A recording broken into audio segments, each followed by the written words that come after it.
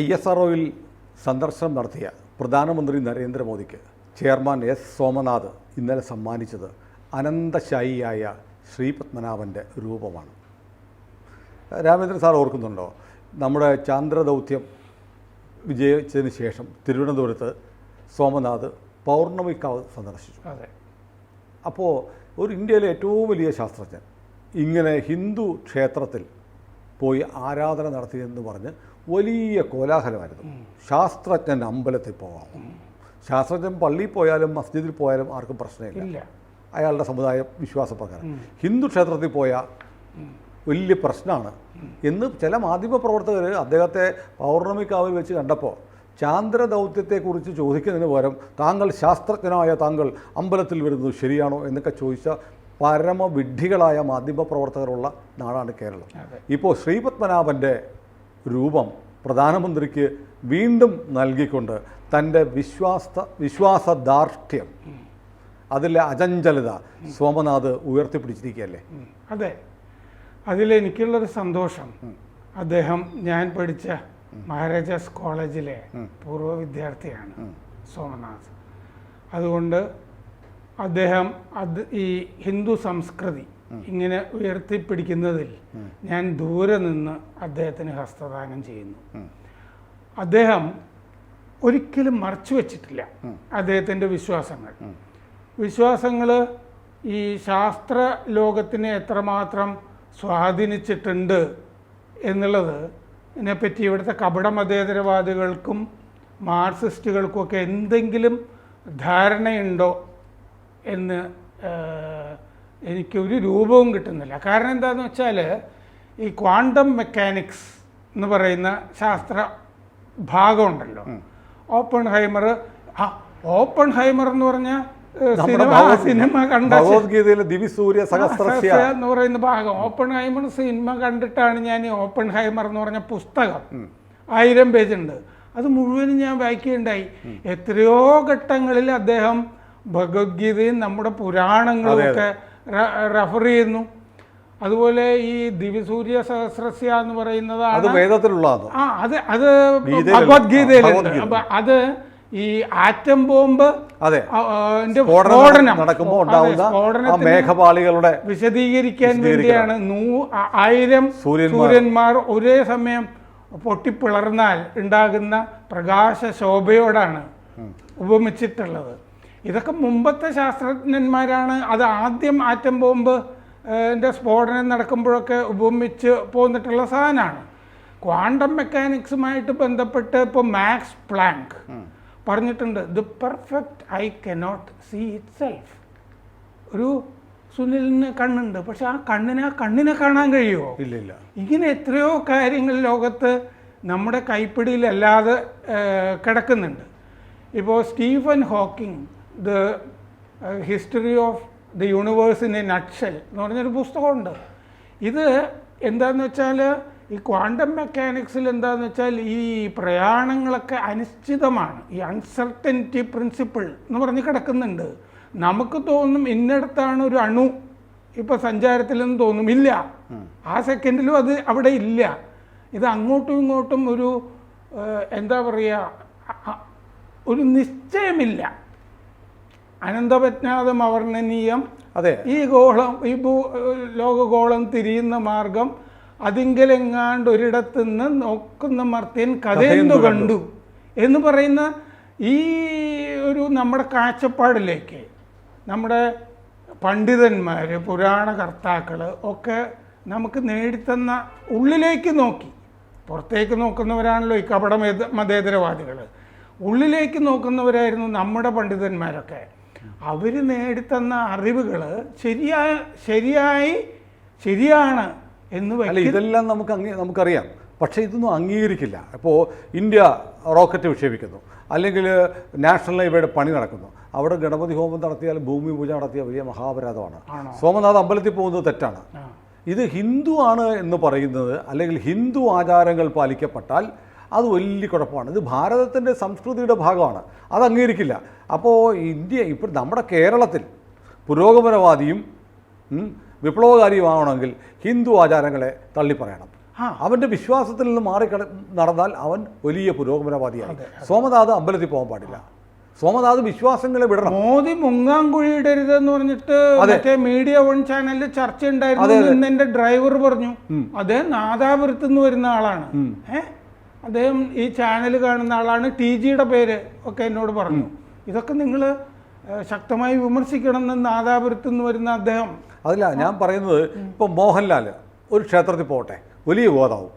അതേസമയം മമ്മൂട്ടി ഒരു പള്ളിയിൽ പോയി നിസ്കരിച്ചാൽ ഈദ്ഗാഹിന് പങ്കെടുത്താൽ വിവാദമല്ല, മതേതരത്വമാണ്. കേരളത്തിൻ്റെ വലിയ മനസ്സാണെന്ന് പറയും. അപ്പോൾ കേരളത്തിലെ ഹിന്ദുക്കൾക്ക്, ഇന്ത്യയിലെ ഭൂരിപക്ഷ സമുദായം ഹിന്ദുക്കളാണ്. കേരളത്തിലും ഇപ്പോഴും ഹിന്ദു ആസ് എ ഹോൾ എടുത്താൽ ഹിന്ദു തന്നെയാണ് ഒന്നാം സ്ഥാനത്ത്. അങ്ങനെയുള്ള ഹിന്ദുവിന് ഒരു അമ്പലത്തിൽ പോയാൽ, ഒരു കുറി തൊട്ടാൽ, അവൻ്റെ ഇഷ്ടദേവതയെ വണങ്ങിയാൽ ഒരുപാട് പേരോട്, അത് സാധാരണ മനുഷ്യനാവട്ടെ ISROയുടെ ചെയർമാനാവട്ടെ, ഒരുപാട് പേരോട് അതിന് വിശദീകരണം നൽകേണ്ടി വന്നിരിക്കുന്നു. എന്താണ് കേരളത്തിൻ്റെ അവസ്ഥ? അതായത് ഈ മോദിയുടെ മുങ്ങാങ്കുഴി എന്ന് പറഞ്ഞൊരു ചർച്ച ഈ മീഡിയ 1 ചാനലിൽ നടന്നു എന്നാണ് ഞാൻ മനസ്സിലാക്കുന്നത്. ദ്വാരക അവിടെ ഉണ്ട്, ദ്വാരക നഗരത്തിൻ്റെ അവശിഷ്ടങ്ങൾ അവിടെ ഉണ്ട് എന്നുള്ളത് നമ്മുടെ നാഷണൽ ഇൻസ്റ്റിറ്റ്യൂട്ട് ഓഫ് ഓഷ്യാനോഗ്രഫി കണ്ടെത്തി കഴിഞ്ഞ കാര്യമാണ്. 1983-90 കാലത്ത് സമുദ്ര ഖനനം നടന്നതാണ്. ഇത് കണ്ടെത്തിക്കഴിഞ്ഞാണ് ഡോക്ടർ CR റാവു, ആർക്കിയോളജിസ്റ്റാണ്. ആർക്കിയോളജിസ്റ്റുകൾ ഇപ്പോൾ ഈ പറഞ്ഞ ആളുകൾക്ക് വേണ്ടല്ലോ, ഹിന്ദുധർമ്മത്തിനെ പരിഹസിക്കുന്നവർക്ക്. ആർക്കിയോളജിസ്റ്റുകൾ പ്രശ്നം ഉണ്ടാക്കുകയാണല്ലോ, കാരണം അവർ സത്യം പറയുന്നു. അയോധ്യയിൽ മുമ്പ് ക്ഷേത്രമുണ്ടായിരുന്നു, പള്ളിയുടെ സമ്മതിക്കില്ല. അപ്പോൾ ഡോക്ടർ CR റാവു ആണ് അന്ന് സമുദ്ര ഖനനത്തിന് നേതൃത്വം കൊടുത്തത്. അദ്ദേഹം സംഖ്യയൊന്നുമല്ല. CR റാവു ആണ്, ഹിന്ദുവാണ്. അതാണ് കാരണം ഈ പറഞ്ഞതുപോലെ ഈ വന്ന് സംഘി വിരുദ്ധത എന്ന് പറഞ്ഞ് മീഡിയ 1 ആവട്ടെ ഇടതുപക്ഷമാവട്ടെ നടത്തുന്നത് ഹിന്ദുവിനെതിരായ ആക്രമണമാണ്. അതെ, അത് കൂടുതലായിട്ടും വരുന്നത് ഇപ്പോൾ ആറ്റുകാൽ പൊങ്കാലയ്ക്കെതിരെ ആക്രമണം. എത്ര നീചമാണ് മുൻ വർഷങ്ങളിലൊക്കെ പറഞ്ഞുകൊണ്ടിരുന്നത് സാർ ശ്രദ്ധിച്ചിട്ടുണ്ടാവും. ആറ്റുകാൽ പൊങ്കാല നടക്കുമ്പോൾ ജനങ്ങൾക്ക് വഴി നടക്കാൻ പറ്റുന്നില്ല, അവിടെ നിന്നുള്ള പുക ഉയരുന്നു, അതുകൊണ്ട് ശ്വാസം മുട്ടലുണ്ടാവുന്നു. ഒരു ദിവസം ഹിന്ദുക്കളായ സ്ത്രീകൾ അവരുടെ വിശ്വാസപൂർവ്വം അർപ്പിക്കുന്ന ഒരു പൊങ്കാലയെ ചീത്ത വിളിക്കാൻ എന്തെല്ലാം മാർഗം ശ്രമിച്ചു. ഇത്തവണ നോക്കൂ, ഒരു ജില്ലാ കളക്ടറായി എന്നതുകൊണ്ട് അവർക്ക് അവരുടെ വിശ്വാസം ഉപേക്ഷിക്കണം. അവർക്ക് വിശ്വാസം ഒരു അവകാശമുണ്ട്. ജില്ലാ കളക്ടറായ ഒരു ക്രിസ്ത്യാനിക്ക്, മുസ്ലിമിന് അവൻ മസ്ജിദിൽ പോവാം, അവൻ്റെ പള്ളിയിൽ പോവാം. ആർക്കും പ്രശ്നമില്ല. വിശ്വാസിയായ ഒരു കളക്ടർക്ക് ഒരു ക്ഷേത്രത്തിൽ പോയാൽ, ക്ഷേത്രത്തിലെ പൊങ്കാല ഉത്സവത്തിൽ പങ്കെടുത്താൽ അതിനെ ട്രോളും, ആക്ഷേപിക്കും. എന്നിട്ട് ആയമ്മ ഉണ്ടാക്കുന്നത് ബീഫാണോ എന്ന് ചോദിക്കും. അവിടെ രാജകുടുംബാംഗങ്ങൾ അത് കാണാനായിട്ട് യാത്ര ചെയ്യുമ്പോൾ പരിഹസിക്കും. അല്ല, അതിൻ്റെ കഥ സാർ അറിഞ്ഞിരുന്നോ? അപ്പോൾ ഈ കവടിയാറിനോട് ചേർന്നൊരു ടെന്നീസ് ക്ലബ്ബുണ്ട്. അതൊരു എലീറ്റ് ആയിട്ടുള്ള ആളുകളുടെ അതിൻ്റെ ഭാരവാഹികൾ അവിടുത്തെ CPMൻ്റെ ലോക്കൽ കമ്മിറ്റി സെക്രട്ടറി ആയ കവടിയാർ സുനിൽ എന്ന് പറയുന്ന ആളാണ് അവിടുത്തെ ലോക്കൽ കമ്മിറ്റി സെക്രട്ടറി. ഈ കവടിയാർ സുനിൽ അടക്കമുള്ള ആളുകൾ ഈ പൊങ്കാല അടക്കുമ്പോഴത്തേക്ക് അവിടെ ഒരു പൗരസമിതി ഉണ്ടാക്കി. ഈ പറയുന്ന ലോക്കൽ കമ്മിറ്റി സെക്രട്ടറി ആയ കവടിയാർ സുനിൽ ഉൾപ്പെടെയുള്ള ആളുകൾ ചെന്നിട്ടാണ് ഇൻവൈറ്റ് ചെയ്തത്. അങ്ങനെ ഇൻവൈറ്റ് ചെയ്ത് അവർ തയ്യാറാക്കിയ വണ്ടിയിൽ അവിടുത്തെ തമ്പുരാട്ടി എന്ന് പറയുന്നത് അവരുടെ പേരാണ്. EMS നമ്പൂതിരിപ്പാടെന്ന് പറയാൻ ആർക്കും ജാള്യത ഉണ്ടായിരുന്നില്ല. അപ്പോൾ ചോദിക്കുമ്പോൾ അത് ജാതിയല്ല, പേരാണെന്ന് പറയും. ഇവരുടെ പേരാണ് തമ്പുരാട്ടി എന്നുള്ളത്. അവർ ആ ജീപ്പിൽ കയറി വന്നതിൻ്റെ പേരിൽ ഇടതുപക്ഷ ജിഹാദികളും സുഡാപ്പികളും അങ്ങനെ ഓൺലൈനിൽ അട്ടഹസിച്ച് തീർന്നിട്ടില്ല. അതെ, അവർ മുമ്പ് ഇതുപോലെ തന്നെ വേറൊരു ക്ഷണമുണ്ടായിരുന്നു ദേവസ്വം ബോർഡിൽ നിന്ന് തിരുവനന്തപുരത്ത്. അവർ ക്ഷേത്രപ്രവേശന വിളംബര വാർഷികത്തിന് ഈ അശ്വതി തിരുനാളിനെ ക്ഷണിക്കുമ്പോൾ അവിടുത്തെ തന്നെ ഒരു മാർക്സിസ്റ്റാണ് അതിൻ്റെ നോട്ടീസ് തയ്യാറാക്കിയത്. ആ നോട്ടീസിൽ തിരുമനസ് കൊണ്ട് തുടങ്ങിയ പ്രാചീന മലയാളം അയാൾ എഴുതിയിരുന്നു. ആ എഴുതിയ ആളെ വിമർശിക്കുന്നതിന് പകരം അയാളെ സസ്പെൻഡ് ചെയ്യാം. ഈ സിംഹത്തിന്റെ കേസിലൊക്കെ വന്നിരിക്കുന്ന ട്വിസ്റ്റ് പോലെ. പക്ഷെ ആ നോട്ടീസ് എഴുതിയ ആളെ സസ്പെൻഡ് ചെയ്യുന്നതിന് പകരം ഇവരുടെ മെക്കിട്ട് കയറുകയാണെന്ന് കപടമതേതരവാദികൾ ചെയ്തത്. നമുക്ക് എലിസബത്ത് രാജ്ഞി എന്ന് പറയാൻ ഒരു പുച്ഛവുമില്ല. നമ്മൾ ആദരവോടെ എലിസബത്ത് രാജ്ഞി എന്ന് പറയും. ഇന്ത്യ കൊള്ളയടിക്കാൻ വന്ന അലക്സാണ്ടർ ദ ഗ്രേറ്റ് എന്ന് പറയും. കേരളത്തിൽ ഇന്ന് കാണുന്ന ഈടുവയ്പ്പുകൾ തിരുവിതാംകൂർ രാജകുടുംബം ഉണ്ടാക്കാത്ത എന്താണ്? നമ്മുടെ ഡാമുകൾ, നമ്മുടെ റെയിൽവേ, നമ്മുടെ മെഡിക്കൽ കോളേജ്, നമ്മുടെ നാട്ടിലെ വാക്സിനേഷൻ, ഇതൊക്കെ കൊണ്ടുവന്നത് ചേർത്തലയ്ക്കുള്ള റോഡ് ഇതൊക്കെ MC റോഡ് ഇതൊക്കെ ഉണ്ടാക്കിയത് തിരുവിതാംകൂർ രാജവംശമാണ്. അതല്ലാതെ അതിനുശേഷം വന്ന ജനായത്ത സർക്കാരുകൾ ഉണ്ടാക്കിയെടുത്ത എത്ര കാര്യങ്ങൾ ജനാധിപത്യത്തിൻ്റെ സംഭാവന എന്ന് പറഞ്ഞ് ചൂണ്ടിക്കാട്ടാൻ നമ്മുടെ നാട്ടിലുണ്ട്.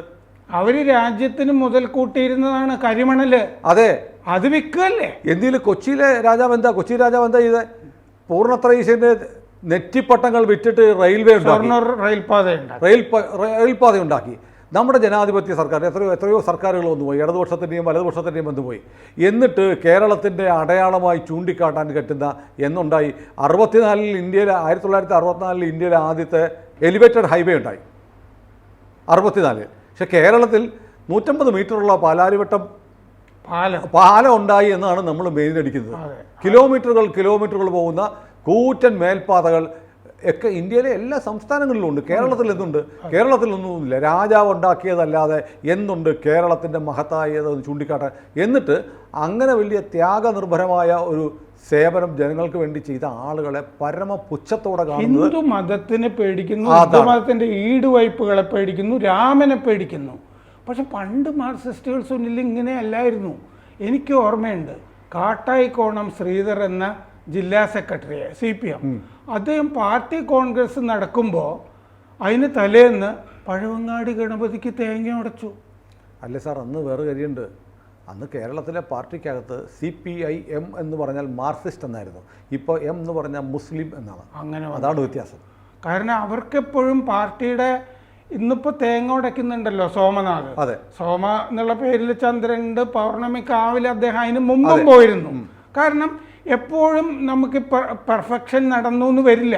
ശാസ്ത്രം എത്രയൊക്കെ ഉണ്ടെങ്കിലും ഒരു പരിമിതി ഉണ്ട് അതിന്. ഇപ്പോൾ താവോ ഫിസിക്സ് എന്ന് പറഞ്ഞ് ബ്രിഡ്ജ് ഓഫ് കാഫറയുടെ പുസ്തകമൊക്കെ നമ്മുടെ ഹിന്ദുമതത്തിൻ്റെ സംസ്കൃതിയെ ലോകത്തിൻ്റെ മുമ്പിൽ പ്രശംസയോടുകൂടി വയ്ക്കുന്ന പുസ്തകങ്ങളാണ്.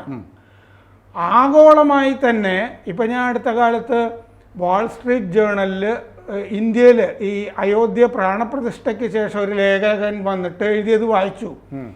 India is a force to reckon with എന്നാണ്. കാരണം ഹിന്ദുമതത്തിൻ്റെ ഒരു പുനരുദ്ധാനം ഉണ്ടായിരിക്കുന്നു. മാത്രമല്ല ആ മതത്തിൻ്റെ പുനരുദ്ധാനത്തോടു കൂടി ഈ സാമ്പത്തിക വളർച്ചയും ഉണ്ടായിരിക്കുന്നു. ഇത് രണ്ടും കൂടി ലോകം ഇന്ത്യയുടെ മുമ്പിൽ കുമ്പിട്ട് നിൽക്കുന്ന ഒരു അവസ്ഥ വന്നിരിക്കുന്നു എന്നാണ് അതിൽ പറയുന്നത്. കാരണം നമ്മളൊരു സൂപ്പർ പവറായി പോവുകയാണല്ലോ. അതിൻ്റെ അടിത്തറയിൽ എന്താണ് കിടക്കുന്നത്? ഹിന്ദു സംസ്കൃതിയാണ്. അത് പാടില്ല എന്ന് വാശി പിടിക്കുന്ന ഈ ന്യൂനപക്ഷ പ്രീണനം നടത്തുന്ന ഒരു സർക്കാരാണ് ഇവിടെയുള്ളത്, ഭരണകൂടം. ആ ഭരണകൂടം ചില ഛിദ്രശക്തികളെ സമൂഹത്തിലേക്ക് അഴിച്ചുവിട്ടിരിക്കുന്നു. അവർ ഹിന്ദുക്കളെ വേട്ടയാടുന്നു. അല്ല, ഇത് പറഞ്ഞപ്പോഴാണ് ഈ ന്യൂനപക്ഷങ്ങളുടെ കാര്യം പറഞ്ഞപ്പോഴാണ് ഞാൻ പെട്ടെന്നൊരു കാര്യം ഓർത്തത്. എൻ്റെ ഒരു പ്രവാസി വ്യവസായിയായൊരു സുഹൃത്ത്, അദ്ദേഹവുമായി ഇന്നലെ കണ്ടു. അപ്പോൾ അദ്ദേഹം അബുദാബിയിലെ നരേന്ദ്രമോദിയുടെ സന്ദർശനത്തെക്കുറിച്ച് പറയുകയായിരുന്നു. അബുദാബിയിലെ ക്ഷേത്രത്തെക്കുറിച്ച് പറഞ്ഞു. അദ്ദേഹം മറ്റൊന്നുകൂടെ പറഞ്ഞു, ദുബായിൽ ഇന്ത്യക്ക് എല്ലാ രാജ്യങ്ങൾക്കും ട്രേഡ് സെൻ്ററുകളുണ്ട്. ഭാരത് ട്രേഡ് സെൻറ്റർ എന്ന പേരിൽ ഏതാണ്ട് ലക്ഷക്കണക്കിന് സ്ക്വയർ ഫീറ്റ് സ്ഥലം ദുബായ് രാജാവ് അനുവദിക്കാൻ പോവാണ്.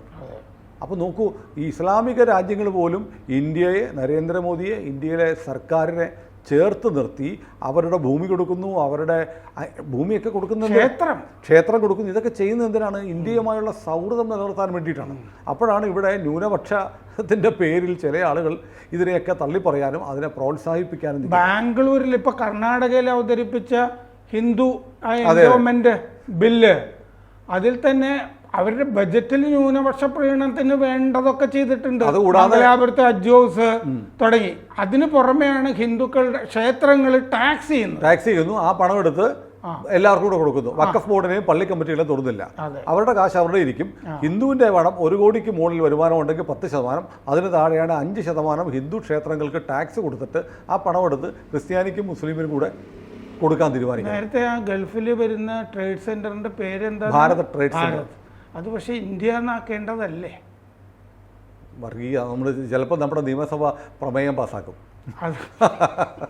നമുക്ക് ഏതായാലും സോമനാഥിന് നമുക്കൊരു സല്യൂട്ട് കൊടുക്കാം. കാരണം ഇന്ത്യ 2035 ഇന്ത്യയുടെ ബഹിരാകാശ നിലയം യാഥാർത്ഥ്യമാക്കാൻ പോവുകയാണ്. നമ്മുടെ 4 ഗഗനചാരികൾ ആകാശത്തേക്ക് പോകാൻ പോകുന്നത്. അതിലൊരു അതിൻ്റെ തലപ്പത്ത്, ആ സംഘത്തിൻ്റെ തലപ്പത്ത് മലയാളിയാണ്. ഈ യാത്ര സാർത്ഥകമാക്കുന്ന സംഘത്തിൻ്റെ തലവൻ്റെ പേരും സോമനാഥ് എന്നാണ്. അദ്ദേഹം ശ്രീപത്മനാഭനെ നരേന്ദ്രമോദിക്ക് നൽകിക്കൊണ്ട് തൻ്റെ സംസ്കൃതിയിൽ താൻ അടിയുറച്ച് നിൽക്കുന്നു. എത്ര നായ്ക്കൾ വേണമെങ്കിലും കുരയ്ക്കട്ടെ എന്നുള്ള ഒരു വ്യാഖ്യാനം മാത്രമല്ല, ശാസ്ത്രത്തിൻ്റെ കണ്ണുകളിൽ കൂടി നോക്കുമ്പോൾ ഹിന്ദുമത തത്വങ്ങളിൽ ശാസ്ത്രീയത ഉണ്ടെന്ന് കാണുന്നു. ശാസ്ത്രീയമാണ്. അതാണ്. അപ്പോൾ നായ്ക്കൾ കുരയ്ക്കട്ടെ, സാർത്ഥവാഹക സംഘം സഞ്ചരിച്ചുകൊണ്ടേയിരിക്കും മുന്നോട്ട്. കൂടുതൽ വാർത്തകളും വിശേഷങ്ങളും നിങ്ങളിലേക്ക് എത്താൻ ABC മലയാളം സബ്സ്ക്രൈബ് ചെയ്യുക, ബെൽ ബട്ടണും അമർത്തുക.